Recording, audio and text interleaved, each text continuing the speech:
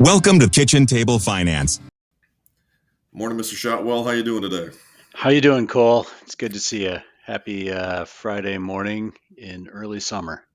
Yeah, I know. It's finally starting to look like the real thing out there. You getting the Michigan summer rain, which everybody forgets about. Everybody thinks sunny, blue sky, 4th of July and fireworks, but turns out it's sometimes a lot of humidity and precipitation.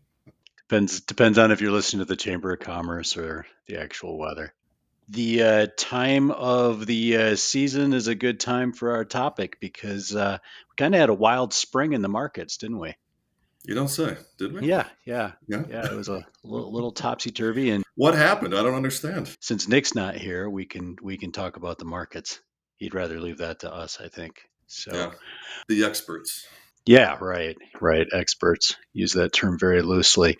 But yeah, so March and April were a wild ride in the markets, and now we're sitting here having recovered from that, and things seem a little bit calm. I might even say complacent right now. So it's a good time to sit back, think about what happened, and kind of think about your portfolio in light of all the volatility we've seen and maybe actions you took or actions you didn't take. Yes, yeah, it's the best time to reevaluate and to make changes is unquestionably when things are in a better spot as opposed to when the world is ending. Right. Everybody wants to make the changes like in the middle of the storm, and the time to think about those things is when you're in a better emotional place and the markets are a little more stable. So let's talk about that. And we're not saying like we're sitting here in June knowing what's going to come next, because we're never going to know, and that's kind of the point. We're going to be still listening to news about inflation and tariffs and job markets and the Federal Reserve, and the risk of a downturn is always there. Yeah, no, it always is.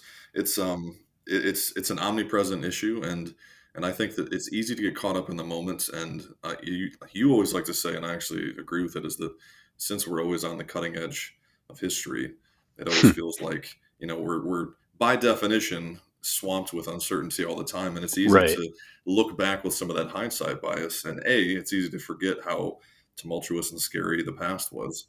But the reason why it's easy to forget is because we know how the story ends. So we know that it works out in the end.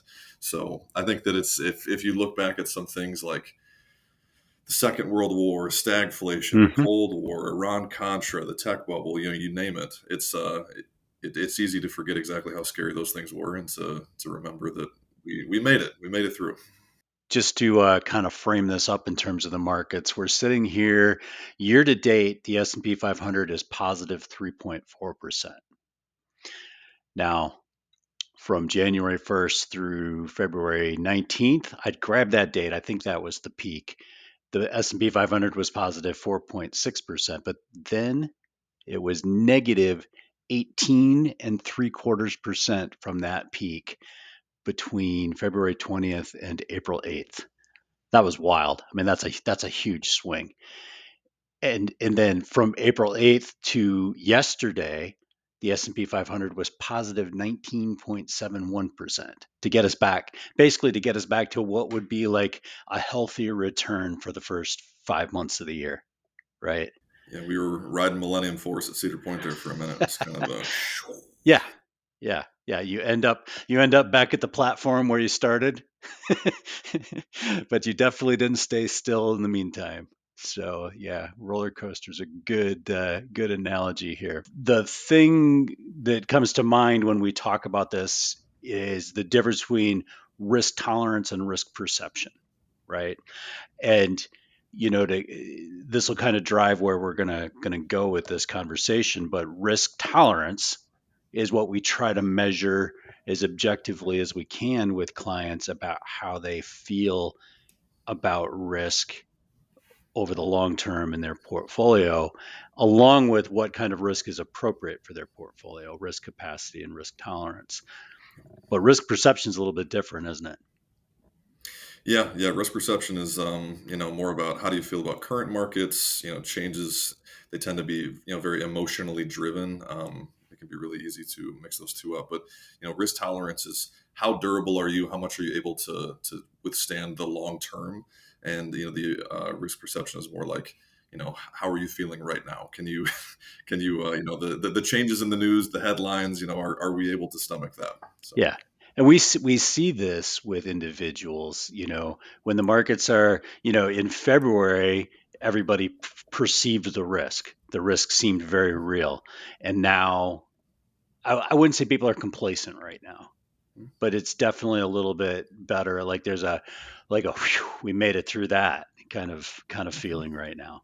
yeah, And that's what we're talking about when we talk about risk perception.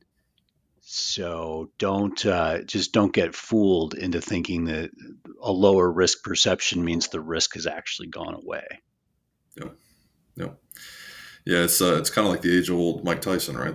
Everybody has a plan until you get punched in the face. It's really easy to say, hey, we're going to go out there in the first round and we're going to take some shots, but we're going to give them back. But when you actually eat the first right hook, it feels a lot different than you thought when you were drawing it up on the grease board. March and early April probably felt about as close to a Mike Tyson right hook as you can get. You weren't around in the business yet in 2020. That was a little more extreme, a little bit faster, Sure. both on the downside and the recovery, and a little less certain until the vaccine started to take hold, like how that was going Yeah. to play out. But in terms of rapid declines and recoveries, this is a pretty brutal example. Well, and it seems like there's some similarities between the two as well, because it's, you know, both situations, the tariff announcement and COVID were kind of not something that you could plan for. It Right? was, Yeah. Yeah. COVID all of a sudden happened one day and the world ended, everything shut down, and boom. And April 2nd, you get your, well, not Independence Day. What's the word I'm looking for? What Liberation was the Day. phrase? Liberation Day. There we go. Which, for what it's worth, Trump makes a lot of announcements, holds a lot of press conferences, tweets a lot of stuff. So I think a lot of people thought maybe this big announcement is going to be another kind of whatever, and he says some stuff, and maybe it's good, maybe it's bad, but it's the kind of unpredictable events that had a massive short term impact on something. Yeah. Not the kind of things you easily bake into economic assumptions.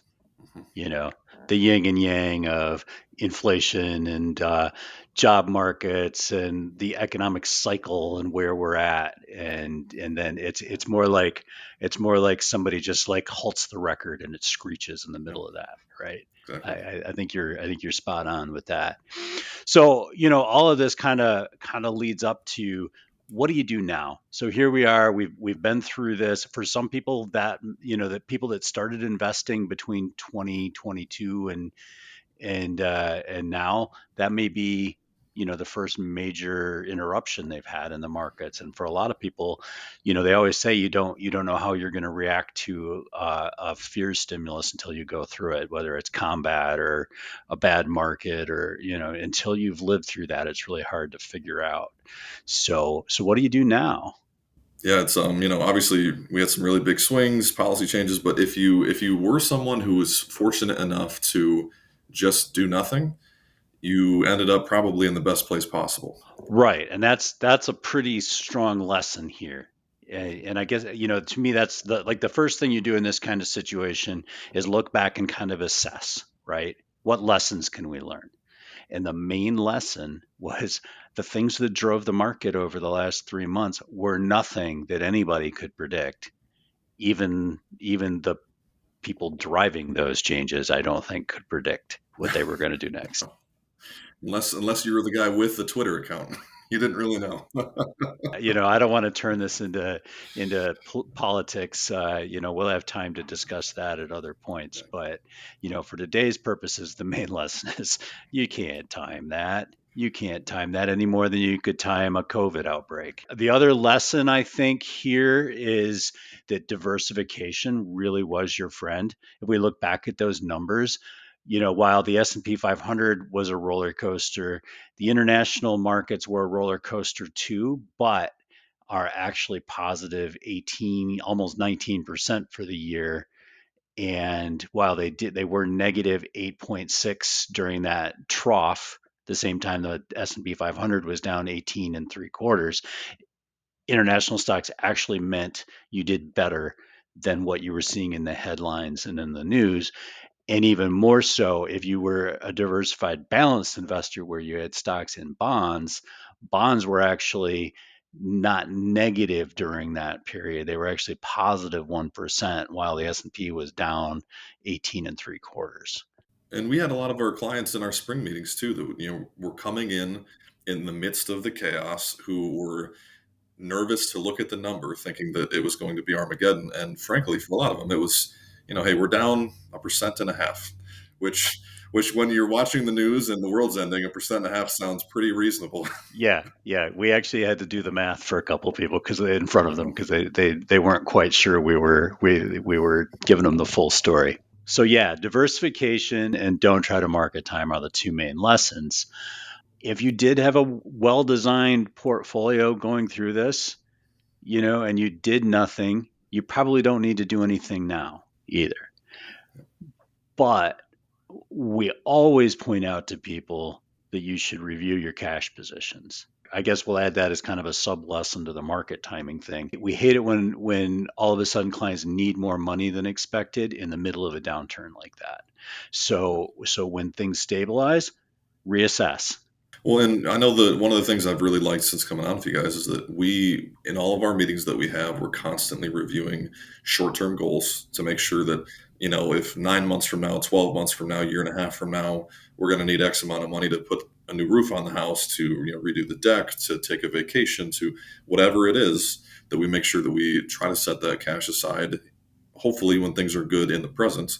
And so once we actually get there, a market downturn isn't going to negatively affect the portfolio as much, and it's also not going to emotionally impact your ability to spend the money that we have planned for you to spend. Even if you were able to shrug off all that volatility, now's a good time to just check your bank balances, think through your plans, because now would be a good time, most likely, to replenish cash. Then there's that other group of folks out there, right, who maybe didn't do anything in their portfolio, but were terrified. They didn't jump out of the fire, but they were definitely feeling the heat. I just pictured the teenager in the slasher movie hiding under the bed was Freddy Krueger's walking by like, I didn't move and it worked out okay, but I am terrified.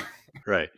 He'll get to the next scene, but you made it through this Yeah. one. So what do you do? Think through your asset allocation. If you were really, really uncomfortable, but you made it through, think about your asset allocation in terms of, is it appropriate for your age? Is it appropriate for where you're at in terms of your long-term goals? Part of me wants to say, hey, if your long-term goal, if you truly are saving for long-term goals, and your asset allocation is technically appropriate, what we call risk capacity, right?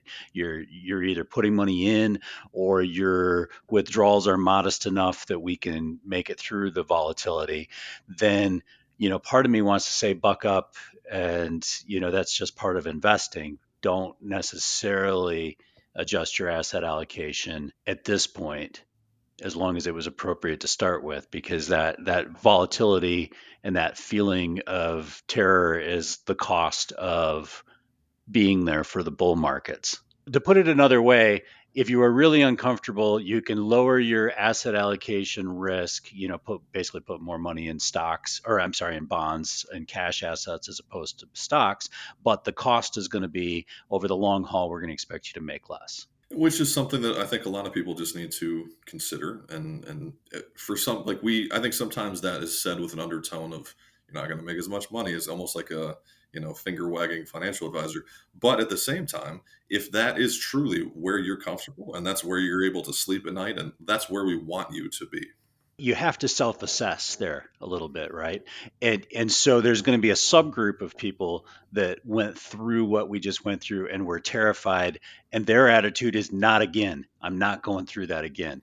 If that's you, I would much rather have you reduce your risk now that things have recovered, than wait till we have another 10, 15, 20% slide and you're like, oh, okay, I'm not going through this again. I went through this back in, April of 2025. I'm out. Because that's the death knell. You don't recover from getting out at the bottom. You have to be a little bit self-aware, We can help. We've got tools to measure risk tolerance. None of them are perfect. I always look at those tools as being much better at risk perception, back to what we were talking about earlier, than they are about actual risk tolerance. You do the lifeboat drills before you need them. We've talked about that this spring. And thinking about these things now when the risk seems a little less helps you make those dispassionate and objective decisions. Another thing that is a little bit lost on folks at times is if you're a retiree with, let's call it the 60% stock, 40% bond, Goldilocks portfolio. In theory, if the S&P is having a rough year and is down 15 or 20%, your portfolio should not be down anywhere near that. Having the bond positions, having the cash, not being all in the S&P, making sure that we have some of the small cap and some of the international, those things are there to where if the S&P is down 20, maybe you're down 6, which that happens. That's just called markets. And there's a reason why we have our retirees in those sorts of portfolios, because being down 20% when you're 70 is way different than being down 20% when you're 30. But we can do 6. We can survive 6. Yeah. Well, yeah. Like clients lose sight of that very quickly, but Nick and I have talked about it before. We don't ever build anybody's financial plan thinking we're not going to go through a -6% almost every year. At some point, it's not going to stay that way, but we're going to go through those kind of hiccups. I'm always fond of quoting Dr. Daniel Crosby's line about market corrections, which is a downturn of 10%, are almost as regular as your birthday. So we can't toss the baby out with the bathwater when things get too hot. Tortured that metaphor. Okay, so there's a third group, right, that we need to talk to, and those are the folks that, yeah, they panicked in late March, early April, said, get me out of here, either reduced their stock allocation significantly or got out altogether. A lot of people tend to be binary in their choices in the market. They're either all in or all out. And I hate that. But, that tends to be people's and sometimes that's more perception than reality, but that's the way people think and talk. So what do you do if you were one of those people? Well, your biggest thing is that we're trying to make sure that we, like we already talked about, make sure that the allocation that you have when you do make your way back into the party is appropriate for you. If you were in a 60, 40, 70, 30 position and that short term scare freaks you out, maybe something like 50-50 is going to be better. And it's also a great time to reflect on our discussion about risk tolerance versus risk perception that we had in the beginning.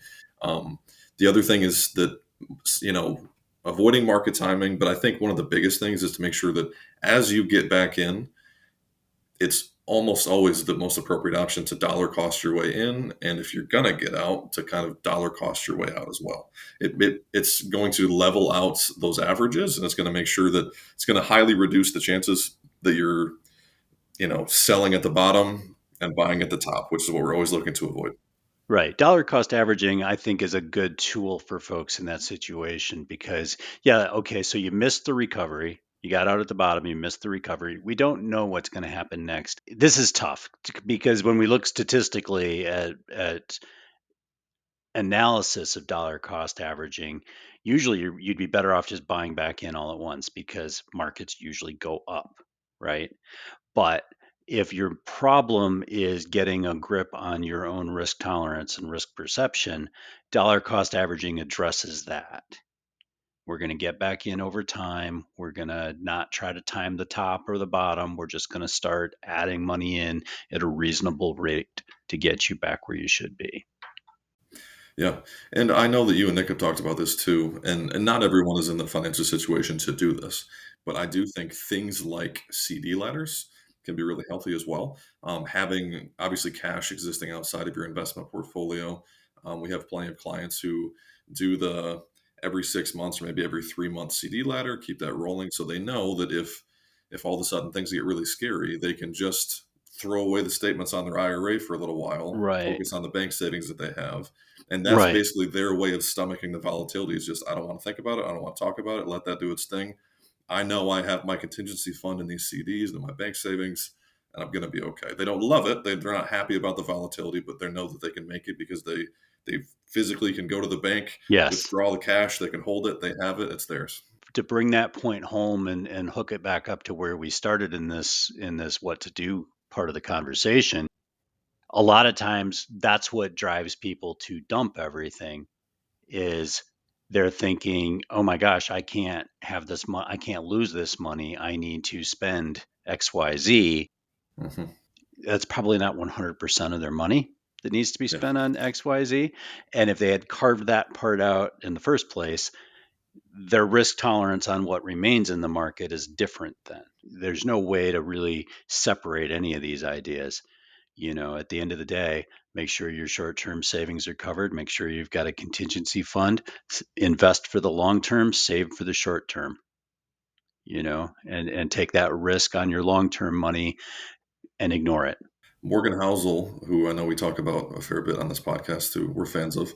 I had the opportunity to listen to him speak a few years ago in Detroit, and he talked about his own asset allocation, what he does with his money. And I think that often enough, when you're somebody working in the world of finance, that people assume that you have some sort of exotic, super special financial plan that's going to get max return and minimal risk, and it's all going to, but he said, he's like, I'm really, really simple in the way that I do things. Like I'm an index fund and ETF guy for the long term. And in the short term, I carry probably too much cash because you just never know what's going to happen. But I know that when I hold too much cash, I can be comfortable stomaching the risk. It's going to be all right. And I know it's going to help me ignore my long-term money, keep it in the market, let it keep growing. And that's his thesis on why he's going to be able to be in a good financial position when he's 60 and 70 years old. Mm-hmm. Yeah, and it's interesting. You framed it as too much cash, and I've heard him say that. I think, and that's the way he described it more or less in Psychology of Money too. But what is too much cash? Well, if that's the amount of cash that gets you through the tough times on the part you have invested in your portfolio, even if it's a mental crutch more than what you actually need, then that's the right amount. I think that's a good way to wrap this up. Just at the end of the day, you've got to ignore these ups and downs driven by the headlines. Think long term, think asset allocation, and think about your goals. And don't worry about what tomorrow's headline's going to move the market 2%, 3%, one way or the other. You'll drive yourself crazy. Well, thanks for having me on, Mr. Shotwell. It's great discussing these topics. Yeah, I know we the Nick podcast, we don't get this deep. I know. We'd be talking about taxes or something lame. Yeah, everybody's favorite topic. So, All right. I'll talk to you later. Thank you. see you, Mr. Shotwell. Yep. Thank you for joining us for another chat about your retirement and finances. Please hit that subscribe button. You can also contact us at srbadvisors.com or email us at info@srbadvisors.com. See you next time on Kitchen Table Finance.